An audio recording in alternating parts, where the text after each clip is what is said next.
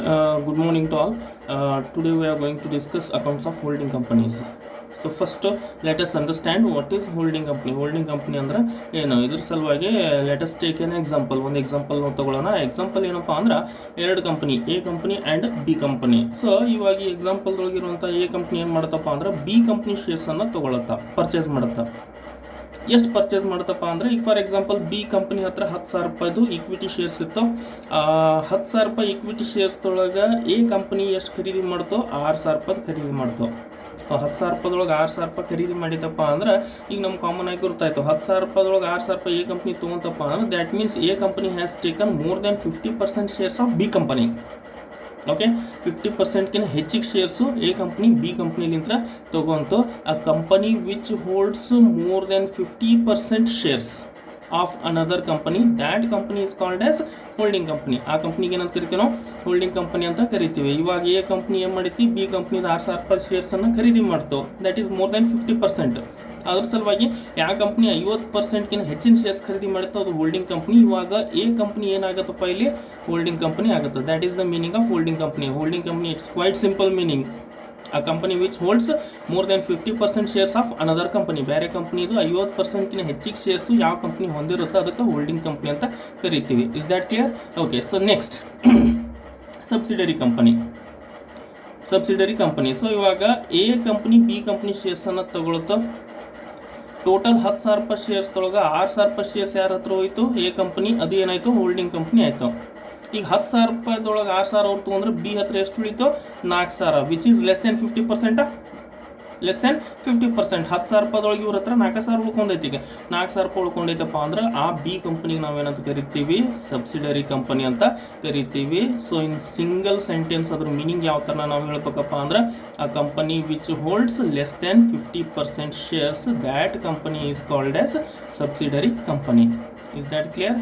Okay, so next ಈಗ ಇನ್ನೂ ಕೆಲವೊಂದಿಷ್ಟು ಟರ್ಮ್ಸ್ ನಾವು ಕಲಿಬೇಕು. ಹೋಲ್ಡಿಂಗ್ ಕಂಪ್ನಿ ಆಯಿತು, ಸಬ್ಸಿಡರಿ ಕಂಪ್ನಿ ಆಯಿತು. ನೆಕ್ಸ್ಟ್ ನಾವು ಏನು ಕಲಿಬೇಕಾಗಿತ್ತಪ್ಪ ಅಂದ್ರೆ, most importantly what is capital profit, what is revenue profit, what is minority interest, what is cost of control. ಇವ್ರ ಮೀನಿಂಗ್ ನಾವು ಕ್ಲಿಯರಾಗಿ ಅರ್ಥ ಮಾಡ್ಕೊಂಡ್ಬಿಟ್ಟವಪ್ಪ ಅಂದ್ರೆ ಮುಂದಿನ ಎಲ್ಲ ನಮ್ಗೆ ಈಸಿ ಆಗುತ್ತೆ. So first let us understand what is capital profit. ಇವಾಗ ನೋಡಲೆ, ಎ ಕಂಪನಿ ಬಿ ಕಂಪ್ನಿ ಶೇರ್ಸನ್ನು ಪರ್ಚೇಸ್ ಮಾಡ್ತು. 6,000 ಶೇರ್ಸನ್ನು ಪರ್ಚೇಸ್ ಮಾಡ್ತು, 6,000 ರೂಪಾಯಿದು.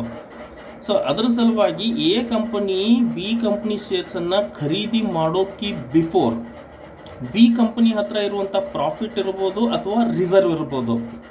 ಆ ಪ್ರಾಫಿಟು ಆ ರಿಸರ್ವನ್ನ ನಾವೇನಂತ ಕರಿತೀವಿ, ಕ್ಯಾಪಿಟಲ್ ಪ್ರಾಫಿಟ್ ಅಂತ ಕರಿತೀವಿ. Okay, so profit or reserve of subsidiary company before the shares are acquired by holding company, that particular profit is called as capital profit. ಇದು ಕ್ಯಾಪಿಟಲ್ ಪ್ರಾಫಿಟ್. ಅದಾದ ನಂತರ next revenue profit. Revenue profit ಇದ್ರ meaning ಏನಪ್ಪ ಅಂದ್ರೆ, ಇವಾಗ subsidiary company ಹತ್ರ ಇರುವಂಥ profit ಅಥವಾ ರಿಸರ್ವ್. ಯಾವಾಗಿನ profit or reserve? After the acquisition. Holding company ಶೇರ್ಸನ್ನು ಅಕ್ವೈರ್ ಮಾಡ್ಕೊಂಡ ನಂತರ ಇರುವಂಥ ಪ್ರಾಫಿಟು ಅಥವಾ ಇರುವಂಥ ರಿಸರ್ವಿಗೆ ಏನಂತ ಕರಿತೀವಿ ನಾವು, ರೆವೆನ್ಯೂ ಪ್ರಾಫಿಟ್ ಅಂತ ಕರಿತೀವಿ. ಇದು capital profit and revenue profit. Very simple. Shares acquire ಮಾಡೋಕ್ಕೆ ಬಿಫೋರ್ ಇರುವಂಥ ಪ್ರಾಫಿಟ್ ಆರ್ ರಿಸರ್ವಿಗೆ ಕ್ಯಾಪಿಟಲ್ ಪ್ರಾಫಿಟ್. ಶೇರ್ಸನ್ನು ಅಕ್ವೈರ್ ಮಾಡ್ಕೊಂಡ ನಂತರ ಇರುವಂಥ ಪ್ರಾಫಿಟ್ ಆರ್ ರಿಸರ್ವಿಗೆ ಏನಂತ ಕರಿತೀವಿ ನಾವು, ರೆವೆನ್ಯೂ ಪ್ರಾಫಿಟ್ ಅಂತ ಕರಿತೀವಿ. ಇದು ಕ್ಯಾಪಿಟಲ್ ಪ್ರಾಫಿಟ್, ರೆವೆನ್ಯೂ ಪ್ರಾಫಿಟ್ ಆಯಿತು. ಅದಾದ ನಂತರ ನೆಕ್ಸ್ಟ್ ಇಂಪಾರ್ಟೆಂಟ್ಲಿ ನಾವು ಸ್ಟಡಿ ಮಾಡಬೇಕಾಗಿದ್ದು ಏನಪ್ಪ ಅಂದ್ರೆ, ಮೈನಾರಿಟಿ ಇಂಟ್ರೆಸ್ಟ್.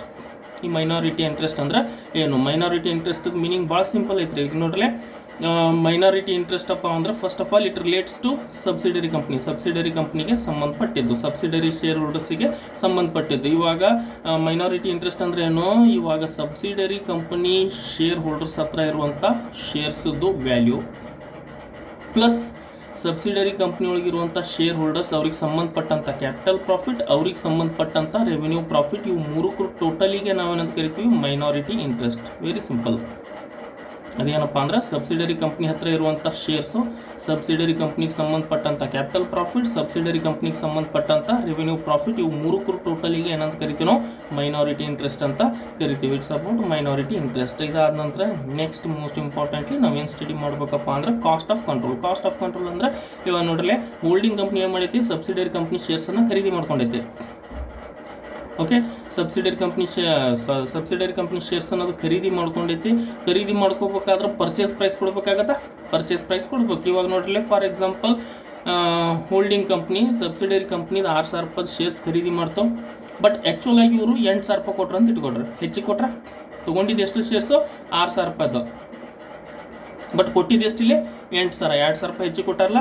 ಓಕೆ, ಇನ್ನು ಕೆಲವೊಂದು ಕೇಸ್ದೊಳಗೆ ಏನಾಕಪ್ಪ ಅಂದ್ರೆ ತೊಗೊಂಡಿದ್ದು 6,000 ರೂಪಾಯಿ ಶೇರ್ಸು, ಕೊಟ್ಟಂಥ ಪ್ರೈಸ್ ಎಷ್ಟು 4,000. ಒಂದನೇ ಎಕ್ಸಾಂಪಲ್ದೊಳಗೆ 8,000 ಕೊಟ್ಟರು, 2,000 ಹೆಚ್ಚಿಗೆ ಕೊಟ್ಟಿದ್ರು. ಎರಡನೇ ಎಕ್ಸಾಂಪಲ್ ಏನು ಹೇಳತ್ತೀನಿ ನಾನು, 6,000 ರೂಪಾಯಿ ಶೇರ್ಸ್ ತೊಗೊಂಡು 4,000 ರೂಪಾಯಿ ಕ್ಯಾಶ್ ಕೊಟ್ಟರು. ಈ ಥರನಾಗ ಆಗ್ಬೋದು ಸಿಚುವೇಶನ್. ಸೊ ಅದ್ರ ಸಲುವಾಗಿ ಇಲ್ಲಿ ನಾವು 6,000 ರೂಪಾಯಿ ಶೇರ್ಸ್ ಅವ್ರು ತೊಗೊಂಡು 8,000 ರೂಪಾಯಿ ಕೊಟ್ಟರು ಅಂದ್ರೆ 2,000 ರೂಪಾಯಿ ಎಕ್ಸೆಸ್ ಕೊಟ್ಟಾರ. ಬಿಸ್ನೆಸ್ ಪ್ರೈಸ್ 2,000 ರೂಪಾಯಿ ಎಕ್ಸೆಸ್ ಕೊಟ್ಟಾರ. ಎಕ್ಸೆಸ್ ಬಿಸ್ನೆಸ್ ಪ್ರೈಸಿಗೆ ಏನಂತ ಕರಿತೀವಿ ನಾವು, ಗುಡ್ ವಿಲ್ ಅಂತ ಕರಿತೀವಿ.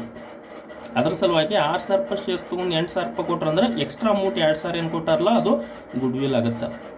ಅದಾದ ನಂತರ ನೆಕ್ಸ್ಟ್ ಇನ್ನೊಂದು ಎಕ್ಸಾಂಪಲ್ ಹೇಳಿದೆ ನಾನು, 6,000 ರೂಪಾಯಿ ಶೇರ್ಸ್ ತೊಗೊಂಡ್ರು, ಬಟ್ ಆ್ಯಕ್ಚುಲಾಗಿ ಕೊಟ್ಟಿದ್ದು ಎಷ್ಟು ಇವರು 4,000, 2,000 ರೂಪಾಯಿ ಕಡಿಮೆ ಕೊಟ್ಟಾರಲ್ಲ. ಆ 2,000 ರೂಪಾಯಿ ಕಡಿಮೆ ಅಮೌಂಟ್ ಏನು ಕೊಟ್ಟಾರಲ್ಲ ಅದನ್ನು ಏನಂತ ಕರಿತೀವಿ ನಾವು, ಕ್ಯಾಪಿಟಲ್ ರಿಸರ್ವ್ ಅಂತ ಕರಿತೀವಿ. ಅದರ ಸಲುವಾಗಿ ಹೋಲ್ಡಿಂಗ್ ಕಂಪ್ನಿ ಸಬ್ಸಿಡರಿ ಕಂಪ್ನಿ ಶೇರ್ಸನ್ನು ಪರ್ಚೇಸ್ ಮಾಡಿದಾಗ ಪರ್ಚೇಸ್ ಪ್ರೈಸು ಶೇರ್ಸ್ ವ್ಯಾಲ್ಯೂಗಿಂತ ಹೆಚ್ಚಿಗೆ ಆದರೂ ಕೊಡ್ಬೋದು, ಕಡಿಮೆ ಆದರೂ ಕೊಡ್ಬೋದು. ಹೆಚ್ಚಿಗೆ ಕೊಟ್ಟರೆ ಅದಕ್ಕೆ ಏನಂತ ಕರಿತೀವಿ ನಾವು, ಗುಡ್ ವಿಲ್ ಅಂತ ಕರಿತೀವಿ. ಕಡಿಮೆ ಕೊಟ್ಟರೆ ಅದಕ್ಕೆ ಏನಂತ ಕರಿತೀವಿ ನಾವು, ಕ್ಯಾಪಿಟಲ್ ರಿಸರ್ವ್ ಅಂತ ಕರಿತೀವಿ. ಈ ಗುಡ್ ವಿಲ್ಲು ಅಥವಾ ಕ್ಯಾಪಿಟಲ್ ರಿಸರ್ವನ್ನು ಫೈಂಡ್ ಔಟ್ ಮಾಡುವಂಥ ಪ್ರೊಸೆಸ್ಸಿಗೆ ಏನಂತ ಕರಿತೀವಿ ನಾವು, ಕಾಸ್ಟ್ ಆಫ್ ಕಂಟ್ರೋಲ್ ಅಂತ ಕರಿತೀವಿ. ಅದಕ್ಕೆ ಏನಂತ ಕರಿತೀವಿ ನಾವು, ಕಾಸ್ಟ್ ಆಫ್ ಕಂಟ್ರೋಲ್ ಅಂತ ಕರಿತೀವಿ. It's about theoretical aspects. ಇನ್ನು ನೆಕ್ಸ್ಟ್ ಕ್ಲಾಸ್ಗಳು ನಾವೇನು ಮಾಡೋಣಪ್ಪ ಅಂದ್ರೆ ಪ್ರಾಕ್ಟಿಕಲ್ ಪ್ರಾಬ್ಲಮ್ಸನ್ನು ಸಾಲ್ವ್ ಮಾಡೋಣ.